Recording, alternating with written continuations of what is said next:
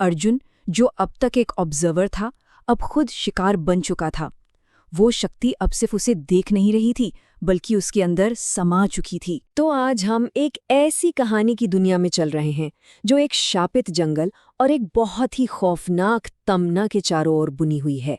ये कहानी है एक ऐसी नज़र की जो सिर्फ देखती नहीं बल्कि आपकी रूह में उतर जाती है। सोचिए, यही वो डरावनी बात थी जिस पर नीलमपुर गांव के कान्हा जंगल की पूरी कहानी टिकी थी। एक ऐसी जगह जहां कुछ महसूस करना, कुछ देखने से कहीं ज्यादा खतरनाक था। तो सबसे पहले कहानी की नींव को समझते हैं। आखिर ये किंवदंती क्या है, ये जगह कौन सी है और कौन है वो शख्स जो अपने साइंस पर भरोसा करके सीधे मौत के जाल में जा फंसता है। कहानी का मेन कैरेक्टर है अर्जुन, एक वाइल्ड लाइफ फोटोग्राफर, मतलब एक ऐसा इंसान जो हर चीज को तर्क और विज्ञान की कसौटी पर तौलता है।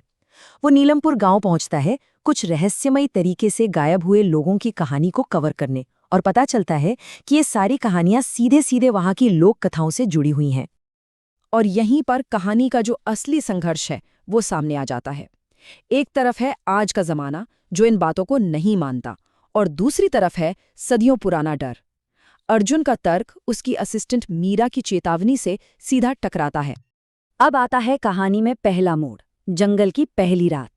अर्जुन को पूरा यकीन था कि उसका कैमरा हर अंधविश्वास का पर्दाफाश कर देगा, लेकिन कैमरे ने कुछ ऐसा दिखाया जो सच में कहीं ज्यादा भयानक था। आधी रात का वक्त, जैसे ही अर्जुन और मीरा अपना कैमरा सेट करते हैं, जंगल का वो दम घुटने वाला सन्नाटा, ये अपने आप में पहला इशारा था कि कुछ बहुत ही गलत होने वाला है।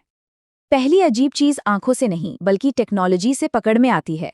कैमरा जो पूरी तरह से लॉजिक पर चलता है, वो फ्रेम में मौजूद किसी ऐसी चीज पर फोकस करने लगता है जिसे कोई देख ही नहीं पा रहा था। और फिर उस चीज की पहली झलक दिखाई देती है। कोई साफ तस्वीर नहीं, बस अंधेरे में चमकती हुई दो डरावनी आंखें। ये वही आंखें थीं जो गांव वालों के डर को सच साबित कर रही थीं। जब अर्जुन उस तरफ भागकर जाता है तो पीछे जो सबूत मिलता है वो बिल्कुल अननेचुरल था। मिट्टी पर इंसानी पैरों जैसे निशान थे, पर उल्टे। अब इसका कोई भी लॉजिकल जवाब नहीं था, और ये रहस्य और भी गहरा हो गया।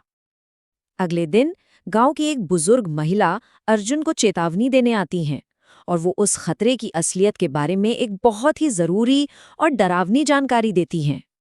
अम्मा ताई से उस शक्ति का नाम और उसका मकसद दोनों पता चलता है। वो बताती हैं कि ये नज़र कोई भूत प्रेत नहीं है, बल्कि वो तो खुद उस जंगल की आत्मा है। ये एक सीधी सीधी चेतावनी थी। मतलब अर्जुन की टेक्नोलॉजी एक ऐसी ताकत के सामने बिल्कुल बेकार है जो जिस्म पर नहीं बल्कि सीधा रूह पर हमला करती है। लेकिन अर्जुन इस चेतावनी को नज़रअंदाज कर देता है, और दूसरी रात वो नज़र अब सिर्फ बाहर से देखने वाली नहीं रहती, बल्कि वो अपना हमला शुरू कर देती है। डर उस वक्त और बढ़ जाता है जब सबूत बिल्कुल साफ हो जाता है। मीरा फुटेज में देखती है कि अर्जुन कभी अकेला था ही नहीं। एक धुएं जैसा साया ठीक उसके पीछे उसकी हर हरकत की नकल कर रहा था, जैसे उसे पढ़ रहा हो। यहाँ से कहानी एक बहुत ही अहम मोड़ लेती है। अर्जुन, जो अब तक एक ऑब्जर्वर था, अब खुद शिकार बन चुका था। वो शक्ति अब सिर्फ उसे देख नहीं रही थी, बल्कि उसके अंदर समा चुकी थी। उसकी आंखें लाल थीं, आवाज भारी हो चुकी थी। अर्जुन का ये डरावना सवाल इस बात को कन्फर्म कर देता है कि ये श्राप किसी छूत की बीमारी जैसा है। अर्जुन के नजदीक होने की वजह से अब मीरा पर भी उस नज़र की छाप पड़ चुकी थी।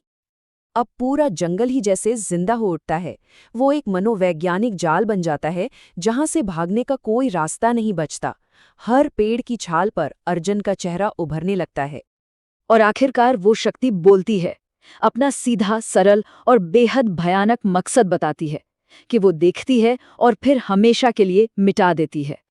कहानी का अंत किसी के बचने से नहीं होता, बल्कि उस श्राप के और फैलने से होता है।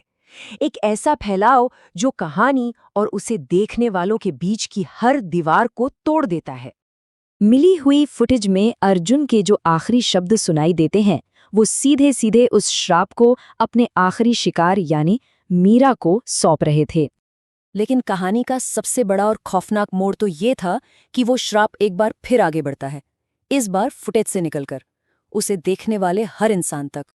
स्क्रीन पूरी तरह से काली हो जाती है और सारी हदें टूट जाती हैं। वो नज़र अब सिर्फ कहानी का हिस्सा नहीं है। तो आखिरी और सबसे परेशान करने वाला सवाल बस यही रह जाता है, क्या इस कहानी को देखकर और सुनकर हमने भी उस नज़र को खुद को देखने का न्योता दे दिया है?